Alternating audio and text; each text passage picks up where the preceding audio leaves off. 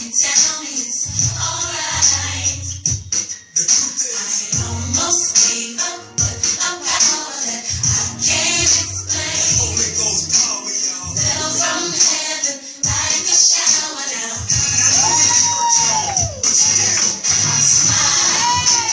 Even though I can see, I smile. I know God is working, so I smile. Even though I've been it for a while, still I smile. It's so good to look up when you're down. Sure would hate to see you give up now. You look so much better when you smile.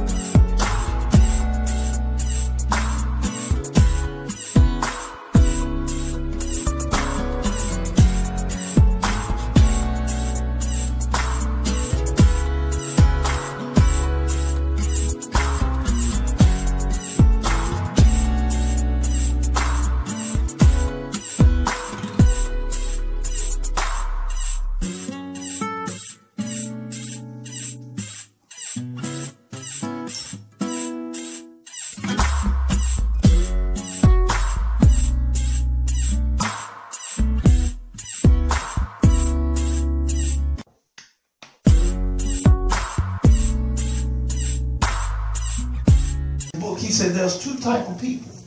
He said there's yesterday people and there's tomorrow people. And what you'll mess around and do is spend your time fooling around with yesterday folks when you should have been focusing on tomorrow folks. And you want to know how to separate the two and know who is who? Well, yesterday folks always got a memory bank of what happened back then. Okay. But the future folks always tell you what we can do and what we can become and what I see inside of you.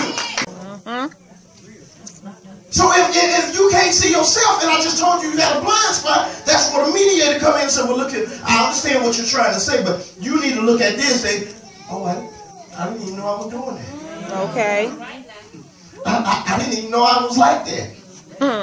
It's only until, now watch this, a real friend will always tell you what's really wrong with you and not compliment you in your nastiness. Come over this way a little bit. There you go. Okay, now watch this. I want y'all to see this. I saw the man of God. He said, you know, us, and we don't know how to deal with people well. He said, in the truth of that we don't know how to deal with people well. He said, if you think about this is the cross. He said, we can do the cross vertical, real good. We can worship God, and as long as it's God, we good. He said, but the problem is when we try to do the cross horizontal. Oh, yes. Because of the fact that you got people on the side, one that believes and one that don't. And so what you're dealing with, you're battling, and you don't know how to deal with this, but you know how to look straight forward, but you don't know how to deal with people. All right. And the sad part about it is you don't know how to deal with the people, and they in the same position you in. All right. But see, the challenge in your life is not standing and just looking down to see what happened. When you when you get that one minded, I'm going to worship God and I'm going to serve God and I ain't going to do nothing else and I ain't going to worry about this one over here or that one over there. When you get that one track mindset, it causes you to get on an island and keeps you from being able to develop and be developed. Because see, you need these two to develop you into becoming what you need to be. So in other words, you're so busy trying to tell God to get rid of everybody when you need these people to make you. I think somebody got it that time.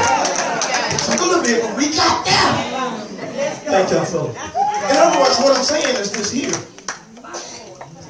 When you're in the middle of thieves. When you're in the middle of thieves, can you still do what you need to do? Can you still motivate? See, when Jesus was on the cross, he still was winning souls. Oh, y'all want to look like that? He didn't win a soul while he was on the cross. Thank you. Whenever, and I'm through. I'm through. Because I'm hot. I am through. I'm through. He has shut me down. Okay. And don't be trying that next Sunday. Okay, watch this. Watch this. Whenever you get somebody in your life and they don't take honor, or better yet, when they don't appreciate what you do for them, when you get somebody in your life and you just do and do for them and they never tell you thank you, Okay. there's a sign. They don't ignore that, because that's a sign of disrespect. See, in kingdom, there's a system called honor. Right. And if you don't honor that person, amen, it's a form of disrespect. If the queen, you go overseas, and if the queen walks through, you gonna stand. You're gonna sit down and wait. And see, that's the problem. You gotta pay attention to this. So when you got friends that never bring nothing to the table, they always got their hands open, they always got their mouth open, you need to be careful. And then even if God put it on your heart to do certain things to help them get up to a certain place, you got to be careful and cautious, because watch this. If they don't appreciate it, okay, thank you, Holy Spirit. I got a lot of parents in here. We have bought toys during Christmas. Some bought some this year. You can't even find the wheel to the big wheel. Okay. It's just a bead.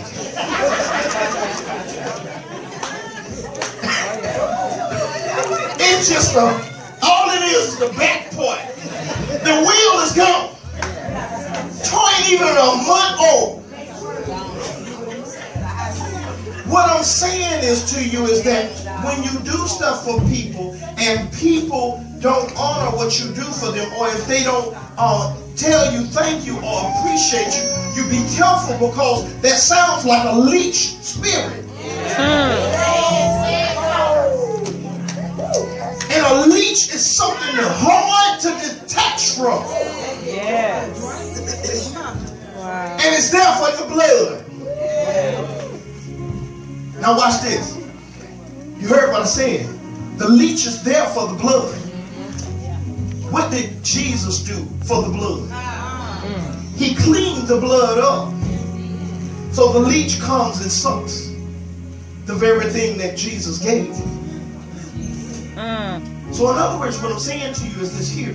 You got to be cautious and careful, because you'll wonder why, and I've said this to you a million times, you're sowing and you're sowing and you're sowing and you're never reaping. A friendship never ever, hear me well, should be one-sided. Amen. A friendship should never ever be one-sided. They should bring something to the table as well as you should, because if you're not bringing nothing, it makes you the leech. All right. So either you can be one or they can be one. The Bible says over in Proverbs, it says iron sharpens iron. So if you're not with somebody that's sharpening you, look what they're doing, they're dulling you. So if I'm not going to be around people that's going to sharpen me, I most definitely don't need to be around folks that's going to dull me. Okay, so I know I put a whole bunch of church on today's video, but when I tell you everything my man of God, my pastor, was talking about this today, I went through this week with the whole friend thing. And that's just, wow. When I say I go to church and get fed, thank you, Lord. I go to church and get fed. So I just wanted to share that with you all. I hope you was blessed with it. All right, I'll talk to y'all tomorrow.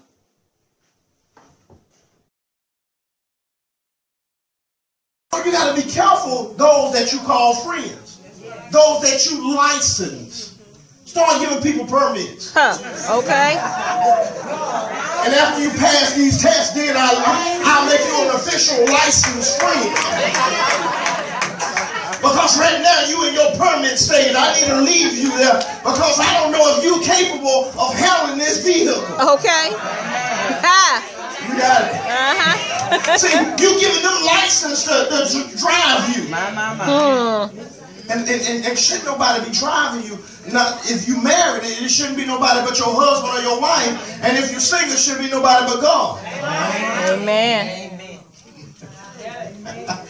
So in other words, what I'm saying to you is that you got to be careful who you issuing all these licenses out to, because you know when you give somebody a license, you're giving them the authority to be able to operate in your life. And not only in your life, but operate in other places of your life. So when you, it's like a soul tie. When you give them that license, see, when you got a permit, they need you to be in the car with them. See, they need help. They can't take your vehicle wherever they want to. You got to see where they're taking your vehicle. But once you give them the license, they can take it wherever they want to and don't need your permission.